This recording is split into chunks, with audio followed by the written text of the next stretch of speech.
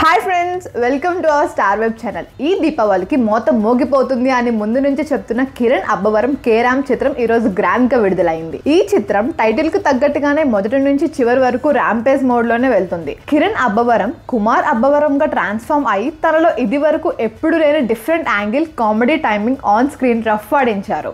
చిత్ర unit మొదటి నుంచి promise చేసినట్టుగానే ఫుల్ ఎంటర్టైన్మెంట్ డెలివరీ చేశారు. అండ్ ఒక డిజబిలిటీ ఉన్నప్పుడు మనల్ని ప్రేమించిన వ్యక్తులు దాన్ని ప్రేమలో ఎలా క్యూర్ చేయగలరు అని చక్కగా చూపించారు. కథ విషయానికి వస్తే కిరణ్ అబ్బవరంను డబ్బున్న ఫాదర్ సాయి కుమార్ చిన్నతనంలోనే తల్లి దూరం అవడం వల్ల గారాబంగా పెంచుతాడు.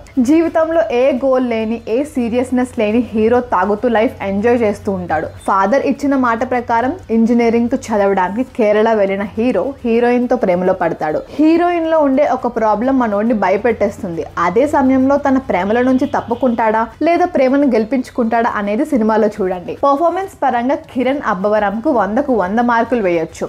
చిల్ యాటిట్యూడ్ తో గానీ, ఫుల్ మాస్ యాటిట్యూడ్ తో గానీ, ఎమోషనల్ సీన్స్ లో గానీ కిరణ్ చాలా బాగా చేశారు. హీరోయిన్ యుక్తి తరేజా తన క్లామర్ తో కట్టి పడేశారు. స్టోరీలో స్ట్రాంగ్ పాయింట్ తనే కావడం వల్ల త్రూ అవుట్ ఉంటూ మంచి పర్ఫార్మెన్స్ ఇచ్చారు.